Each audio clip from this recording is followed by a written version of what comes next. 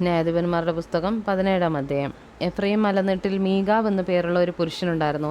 അവൻ തൻ്റെ അമ്മയോട്, നിനക്ക് കളവ് പോയതും നീ ഒരു ശപഥം ചെയ്തു ഞാൻ കേൾക്കെ പറഞ്ഞതുമായ 1100 വെള്ളിപ്പണം ഇതാ എൻ്റെ പക്കലുണ്ട്, ഞാനാകുന്നു അത് എടുത്തതെന്ന് പറഞ്ഞു. എൻ്റെ മകനെ, നീ യഹോവയാൽ അനുഗ്രഹിക്കപ്പെട്ടവനെന്ന് അവൻ്റെ അമ്മ പറഞ്ഞു. അവൻ 1100 വെള്ളിപ്പണം അമ്മയ്ക്ക് മടക്കി കൊടുത്തപ്പോൾ അവൻ്റെ അമ്മ, കൊത്തുപണിയും വാർപ്പുപണിയുമായി ഒരു വിഗ്രഹം ഉണ്ടാക്കുവാൻ ഞാൻ ഈ വെള്ളി എൻ്റെ മകന് വേണ്ടി യഹോവയ്ക്ക് നേർന്നിരിക്കുന്നു, ആകയാൽ അത് നിനക്ക് മടക്കി തരുന്നെന്ന് പറഞ്ഞു.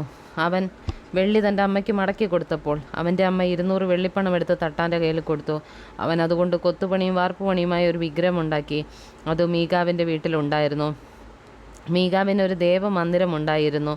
അവനൊരു ഏഫോദും ഗ്രഹബിംബവും ഉണ്ടാക്കിച്ച് തൻ്റെ പുത്രന്മാരിൽ ഒരുത്തനെ കരപൂരണം കഴിച്ചു. അവൻ അവൻ്റെ പുരോഹിതനായി തീർന്നു. അക്കാലത്ത് ഇസ്രായേലിൽ രാജാവില്ലായിരുന്നു. ഓരോരുത്തൻ ബോധിച്ചതുപോലെ നടന്നു. യഹൂദയിലെ ബേത്ത് ലേഹേമിനായ യഹൂദ ഗോത്രത്തിൽ നിന്ന് വന്നിരുന്ന ഒരു യുവാവുണ്ടായിരുന്നു.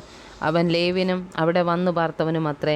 തരം കിട്ടുന്നിടത്ത് ചെന്ന് പാർപ്പാൻ വേണ്ടി അവൻ യഹൂദയിലെ ബത്ലഹേം പട്ടണം വിട്ട് പുറപ്പെട്ട് തൻ്റെ പ്രയാണത്തിൽ എഫ്രൈം മലനാട്ടിൽ മീകാവിൻ്റെ വീട് വരെ എത്തി.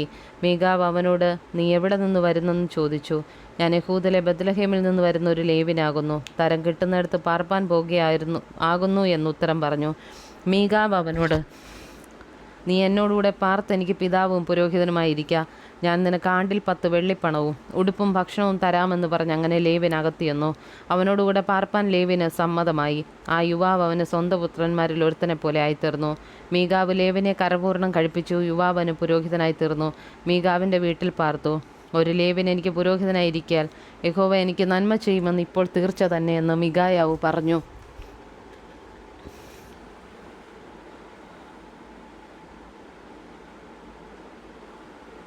18-ാം അധ്യായം.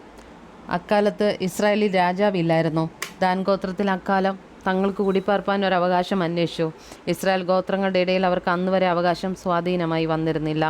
അങ്ങനെ ഇരിക്കെ ദേശം ഉറ്റുനോക്കി പരിശോധിക്കേണ്ടതിന് ദാന്യർ തങ്ങളുടെ ഗോത്രത്തിൽ നിന്ന് കൂട്ടത്തിൽ പരാക്രമശാലികളായി 5 പേരെ സോരയിൽ നിന്നും എസ്തായോലിൽ നിന്നും അയച്ചു. അവരോട്, നിങ്ങൾ ചെന്നു ദേശം ശോധന ചെയ്യുവീനെന്ന് പറഞ്ഞു. അവർ എഫ്രൈം മലനാട്ടിൽ മീകാവിൻ്റെ വീട് വരെ എത്തി രാത്രി അവിടെ പാർത്തു. മീകാവിൻ്റെ വീട്ടിനരികെ എത്തിയപ്പോൾ അവർ ആ ലേവ്യ യുവാവിൻ്റെ ശബ്ദം കേട്ടറിഞ്ഞ് അവിടെ കയറിച്ചെന്ന് അവനോട്, നിന്നെ ഇവിടെ കൊണ്ടുവന്നത് ആർ? നീ ഇവിടെ എന്തു ചെയ്യുന്നു? നിനക്കിവിടെ എന്ത് കിട്ടുമെന്ന് ചോദിച്ചു. അവൻ അവരോട്, മീകാവ് എനിക്ക് ഇന്നത് ചെയ്തിരിക്കുന്നു. അവൻ എന്നെ ശമ്പളത്തിന് നിർത്തി ഞാൻ അവൻ്റെ പുരോഹിതനാകുന്നെന്ന് പറഞ്ഞു. അവർ അവനോട്, ഞങ്ങൾ പോകുന്ന യാത്ര ശുഭമാകുമോ എന്നറിയേണ്ടതിന് ദൈവത്തോട് ചോദിക്കണമെന്ന് പറഞ്ഞു. പുരോഹിതൻ അവരോട്, സമാധാനത്തോടെ പോകുവിൻ, നിങ്ങൾ പോകുന്ന യാത്ര യഹോവയ്ക്ക് സമ്മതം തന്നെ എന്ന് പറഞ്ഞു. അങ്ങനെ 5 പുരുഷന്മാരും പുറപ്പെട്ട് ലയീശിലേക്ക് ചെന്നു. അവിടുത്തെ ജനം സീദോന്യരെ പോലെ സ്വൈരവും സ്വസ്ഥവും ഉള്ളവരായി നിർഭയം വസിക്കുന്നു.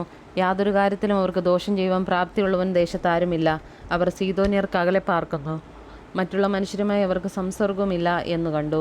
പിന്നെ അവർ സോരയിലും എസ്തയോലിലും തങ്ങളുടെ സഹോദരന്മാരുടെ അടുക്കൽ വന്ന് സഹോദരന്മാർ അവരോട്, നിങ്ങൾ എന്ത് വർത്തമാനം കൊണ്ടുവരുന്നെന്ന് ചോദിച്ചു. അതിനവർ, എഴുന്നേൽപ്പീൻ, നാം അവരുടെ നേരെ ചെല്ലുക. ആ ദേശം ബഹുവിശേഷമെന്ന് ഞങ്ങൾ കണ്ടിരിക്കുന്നു. നിങ്ങൾ അനങ്ങാതിരിക്കുന്നത് എന്ത്? ആ ദേശം കൈവശമാക്കേണ്ടതിന് പോകുവാൻ മടിക്കരുത്. നിങ്ങൾ ചെല്ലുമ്പോൾ നിർഭയമായിരിക്കുന്ന ഒരു ജനത്തെ കാണും. ദേശം വിശാലമാകുന്നു, ദൈവം അത് നിങ്ങളുടെ കയ്യിൽ തന്നിരിക്കുന്നു. അത് ഭൂമിയിലുള്ള യാതൊന്നിനും കുറവില്ലാത്ത സ്ഥലം തന്നെ എന്ന് പറഞ്ഞു. അനന്തരം സോരയിലും എസ്തയോലിലുമുള്ള ദാൻ ഗോത്രക്കാരിൽ 600 പേർ യുദ്ധസന്നദ്ധരായി അവിടെ നിന്ന് പുറപ്പെട്ടു. അവർ ചെന്ന് യഹൂദയിലെ കിര്യത്ത് യയാരീമിൽ പാളയമിറങ്ങി. അതുകൊണ്ട് ആ സ്ഥലത്തിന് ഇന്നുവരെയും മഹനെ ദാൻ എന്ന് പേർ പറയുന്നു. അത് കിര്യത്ത് യയാരീമിൻ്റെ പിൻവശത്തിരിക്കുന്നു. അവിടെ നിന്ന് അവർ എഫ്രൈം മലനാട്ടിലേക്ക് ചെന്ന് മീകാവിൻ്റെ വീട്ടിനരികെ എത്തി. അപ്പോൾ ലയീശ് ദേശം ഒറ്റുനോക്കാൻ പോരുന്ന 5 പുരുഷന്മാരും തങ്ങളുടെ സഹോദരന്മാരോട്, ഈ വീടുകളിൽ ഒരു ഏഫോദും ഒരു ഗ്രഹബിംബവും കൊത്തുപണിയും വാർപ്പുപണിയുമായ ഒരു വിഗ്രഹം ഉണ്ടെന്ന് അറിഞ്ഞുവോ? ആകയാൽ നിങ്ങൾ ചെയ്യേണ്ടത് എന്തെന്ന് വിചാരിച്ചു കൊള്ളുവീൻ. അവർ അങ്ങോട്ട് തിരിഞ്ഞ് മീകാവിൻ്റെ വീട്ടിനോട് ചേർന്ന ലേവ്യ യുവാവിൻ്റെ വീട്ടിൽ ചെന്ന് അവനോട് കുശലം ചോദിച്ചു. യുദ്ധസന്നരായ ദാന്യർ 600 പേരും വാതിൽക്കൽ നിന്നു. ദേശം ഒറ്റുനോക്കുവാൻ പോയിരുന്നവർ 5 പേരും അകത്ത് കടന്ന് കൊത്തുപണിയായ വിഗ്രഹവും ഏഫോദും ഗ്രഹബിംബവും വാർപ്പുപണിയായ വിഗ്രഹവും എടുത്തു. പുരോഹിതൻ യുദ്ധസന്നദ്ധരായ 600 പേരുടെ അടുക്കൽ നിന്നിരുന്നു. ഇവർ മീകാവിൻ്റെ വീട്ടിനകത്ത് കടന്ന് കൊത്തുപണിയായ വിഗ്രഹവും ഏഫോദും ഗ്രഹബിംബവും വാർപ്പുപണിയായ വിഗ്രഹവും എടുത്തപ്പോൾ പുരോഹിതൻ അവരോട്, നിങ്ങളെന്ത് ചെയ്യുന്നു എന്ന് ചോദിച്ചു. അവർ അവനോട്, മിണ്ടരുത്, നിന്റെ വായ് പൊത്തി ഞങ്ങളുടെ കൂടെ വന്ന് ഞങ്ങൾക്ക് പിതാവും പുരോഹിതനുമായി ഇരിക്കുക. ഒരുവൻ്റെ വീട്ടിന് മാത്രം പുരോഹിതനായിരിക്കുന്നതോ ഇസ്രായേലിൽ ഒരു ഗോത്രത്തിനും കുലത്തിനും പുരോഹിതനായിരിക്കുന്നതോ ഏതു നിനക്ക് നല്ലതെന്ന് ചോദിച്ചു. അപ്പോൾ പുരോഹിതൻ്റെ മനം തെളിഞ്ഞു. അവൻ ഏഫോദും ഗ്രഹബിംബവും കൊത്തുപണിയ വിഗ്രഹവും എടുത്ത് പടജനത്തിൻ്റെ നടുവിൽ നടന്നു. ഇങ്ങനെ അവർ പുറപ്പെട്ട് കുഞ്ഞുകുട്ടികളെ, ആടുമാടുകളെ, സമ്പത്തുകളെയും തങ്ങളുടെ മുമ്പിലാക്കി പ്രയാണം ചെയ്തു. അവർ മീകാവിൻ്റെ വീട്ടിൽ നിന്ന് കുറേ ദൂരത്തായപ്പോൾ മീകാവിൻ്റെ വീട്ടിനോട് ചേർന്നുള്ള വീടുകളിലുള്ളവർ ഒരുമിച്ച് കൂടി ദാന്യരെ പിന്തുടർന്നു. അവർ ദാന്യരെ കൂക്കി വിളിച്ചപ്പോൾ അവർ തിരിഞ്ഞു നോക്കി മീകാവിനോട്, നീ ഇങ്ങനെ ആൾക്കൂട്ടത്തോടു കൂടെ വരുവാൻ എന്തെന്ന് ചോദിച്ചു. ഞാൻ ഉണ്ടാക്കിയ എൻ്റെ ദേവന്മാരെ, എൻ്റെ പുരോഹിതനെ നിങ്ങൾ അപഹരിച്ചു കൊണ്ടുവന്നു. ഇനി എനിക്കെന്തുള്ളൂ? നിനക്കെന്ത് എന്ന് നിങ്ങൾ എന്നോട് ചോദിക്കുന്നത് എങ്ങനെയെന്ന് അവൻ പറഞ്ഞു. ദാന്യർ അവനോട്, നിന്റെ ഒച്ച ഇവിടെ കേൾക്കരുത്, അല്ലെങ്കിൽ ദ്വേഷിക്കാർ നിങ്ങളോട് കയർത്തിട്ട് നിന്റെ ജീവനും നിന്റെ വീട്ടുകാരുടെ ജീവനും നഷ്ടമാകാൻ നീ സംഗതി വരുത്തുമെന്ന് പറഞ്ഞു. അങ്ങനെ ദാന്യർ തങ്ങളുടെ വഴിക്ക് പോയി.